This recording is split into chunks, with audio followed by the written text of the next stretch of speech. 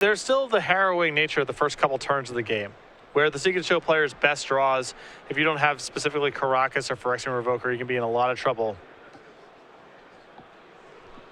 But by and large, quite potent. Dylan showing us that, yes, sneak attack, show and tell, put an Oblivion Ring into play for the opponent. So Nice. that's neat. That's fun. Donegan going to draw. Playing a Taxian Probe. Wants to see what's going on. We'd like to see, too.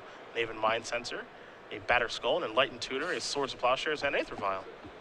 And that Enlightened Tutor out of Jacob's list, let's see if he has anything really significant go get from this spot. Looks like just the Oblivion Ring is the big one here. Perhaps Pithy Needle if there's a sneak attack involved. Now it's time to brainstorm. So hit 1, Misty, hit 2, and 3. I think Emrakul was the second card. Yep. No Caracas here either, so. Huh. Donegan puts a couple cards back. No time like the present, I think. And the coast is, I mean, it's not getting better. Yeah, what's the worst that could happen? No, you know, the Lotus Petal is actually pretty big here. There's a Misty. And of course, Lotus Petal is big simply because if he plays Misty, there's a Mind Sensor hanging out over there. So he needs a way to generate blue mana. He has it. And now, this is a show and tell. So Eckert's going to look at his hand. He's going to put something into play. And we know that it's not better than Emrakul, so. Nothing's better than Emrakul. So that's why we know it's not better, because nothing is. There's Mind Sensor. Pass the turn back. Donegan has at least a Force of Will. I don't think there's another blue card there, so Batter Skull's going to come into play. This is an Enlightened Tutor on the end of turn. Take a look, Skipoo. Anything else sweet to search up? Well, there's only one Oblivion Ring in the list. And besides that... And this is an Enlightened Tutor with a purpose. Well, it's got to be something. He can fail to find, I guess. I think it has less of a purpose now. He's going to shuffle his deck, I think, and not find anything. Just want to take a little look-see-loo. See what's going on? Nope, nothing helpful. Yeah, the Oblivion Ring is in play, / in the graveyard here, so that's not going to help. Yeah, I think it's Caracas or bust. Well, top of deck.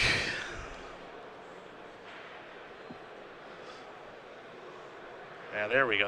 I figured the Oblivion Ring was in play. Yeah, you see Jacob look at the top card, sees that it is not a Caracas, and now we're going to move to a third game. So, like we mentioned, it is a pretty bad matchup for Sneak and Show, but it's not impossible to win. They do have, the Death and Taxes player does have a lot of nonsense in their deck in the matchup. Cards that just don't matter. The powerful cards they have are really significant. And post-board, generally speaking, Sneak and Show is getting some copies of Pyroclasm, which can dramatically improve the matchup. Well, we are going to go to the sideboards in just a moment here, but it looks like Dylan has decided, well, I got my one, so I'm just going to get out of here. I'm done. We will go to a slide. You can come back to us. Just a quick break. You sure he doesn't just maybe not want to play anymore? He tied the matchup. It's pretty bad for him, so he's just, Gone. We'll never know what would happen in the third game. Right, just keep it a mystery. I think that's the approach. This is an enforced draw. Right, you run the clock out. Yep. We're executing the four corners offense. Just throwing the ball back and forth, yep.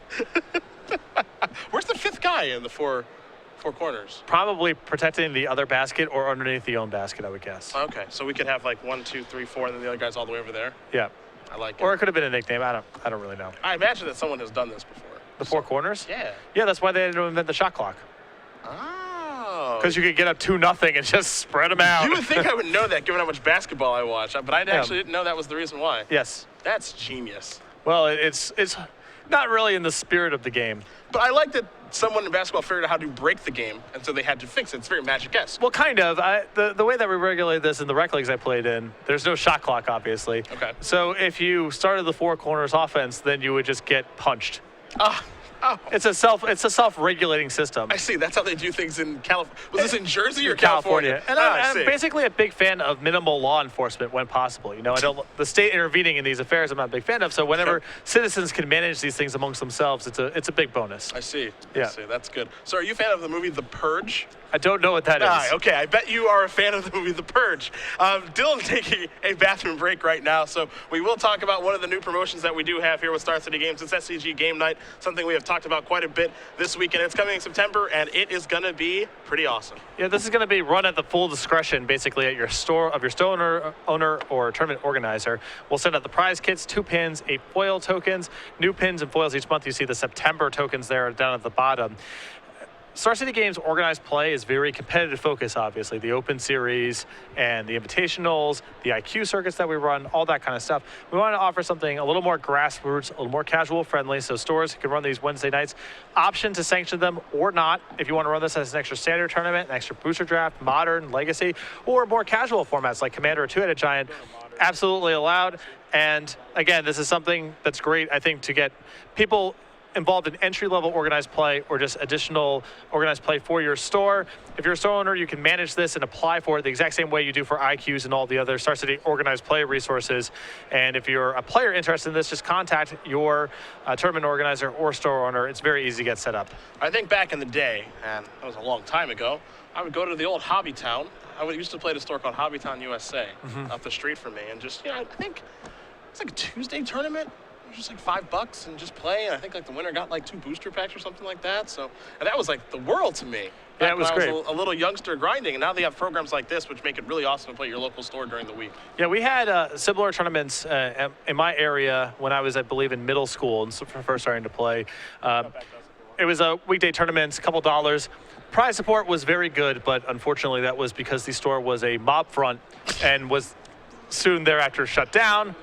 But this is totally sustainable, not involved in any sort of anything dubious or illegal. So great program, and we're really excited to offer it. And again, starts in September. Store owners, tournament organizers, contact Star City Games, or just manage this through the same resources if you're already part of our organized play program. Look at you. That's your Jersey pride.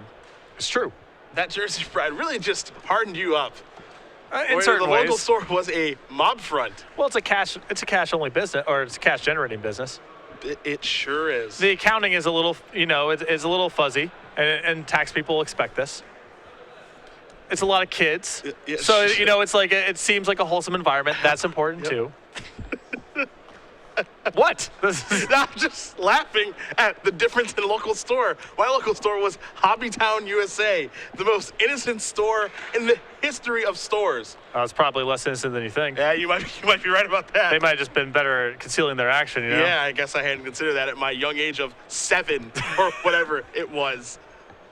Guess I should have digged a little deeper. Yep. That was the first good store we had. It was actually a shame when it got shut down. Yeah. The ones we had previous to that, prize support was bad, tournaments inconsistent, the whole nine. Not enough space. Well, that's the big one. How were the chairs? That's what I want to know. How were the chairs? It was good. It was a good store. Okay, because the chairs that I had at one of the stores in Ohio, they were lawn chairs brought inside. No, that wouldn't have been. What do you think the likelihood of those breaking is? Yeah. Pretty high. Could you imagine just your chair cost alone? They would have, yeah. Not good. There were lawn chairs in that store. Someone would have been buried in the turnpike, Yeah, that would have just been unacceptable. Not good. Jacob, gonna...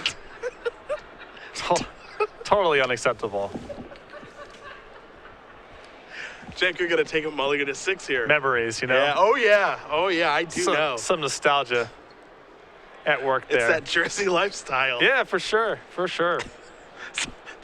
How can this be your favorite state?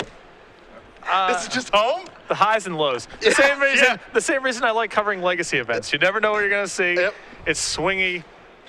The highs and lows are really sweet. The people that are enthusiastic about it are very enthusiastic about it, just like legacy. Nope.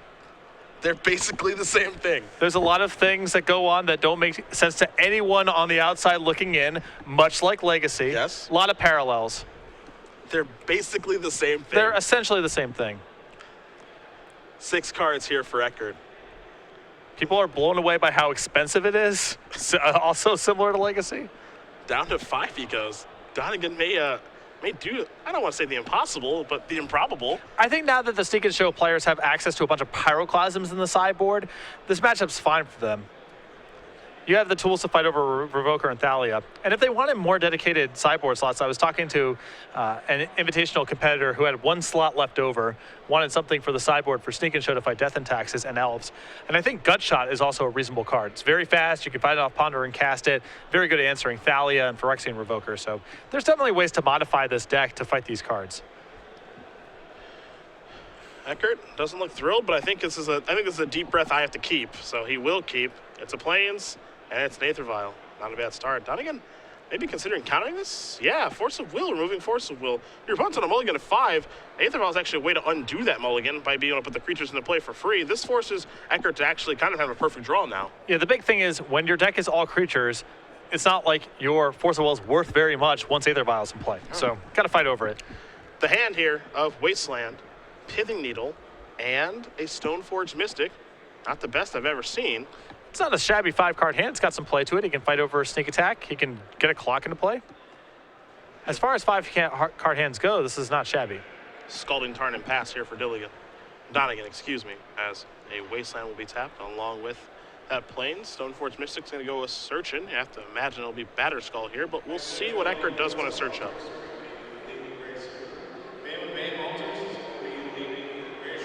And it is going to be the Living Weapon. It's got to get the fastest clock possible. Yeah, it doesn't want this game to go any longer here. Brainstorm the draw here for Donegan. He's going to sacrifice a Scalding Tarn, go down to 16. Yeah, it might be a basic. We'll see. Yeah, he'll go with a basic island. Yeah, I ran into Dylan this morning when I was actually walking to the site, and I said, so, time for Buck Delver again? He said, no way. I'm going to try something new. Going to try Sneak and Show. His loss actually to Brian Braun Newen. Brian had a Humility in play. Pretty good against the old Sneak and Show deck. It is. Now here is a Brainstorm. You see through the breach, Sneak Attack, and Show and Tell are the draws. All pretty good ones. Not sure if Donegan does have the monster in his hand yet, though. I think he may have an Emrakul looming over there. And total mana is a real risk, too. I mean, he has to deploy the Ancient Tomb right now. No way to shuffle his deck. Not clear if that's because he doesn't have one or if he doesn't want to, but this might be one of those games where he struggles to get off the requisite mana. Yeah, Wasteland's going to take care of that. Donegan does have a backup Ancient Tomb in the grip. Eckert just going to pass, looking to put, of course, Batterskull into play. Donegan going to cast Show and Tell. That's a Pithing Needle. That's never cool. One of those cards is better than the other. Yes. Your call. Anyone's game. Is it Caracas? It had better be. I mean, Caracas is... It's a Wasteland. That is the land. It's just not Caracas. And Dylan Donegan is going to take down Death and Taxes. Jacob Eckert put up one heck of a fight, but this mulligan of 5 looks like it did him in. Yeah, and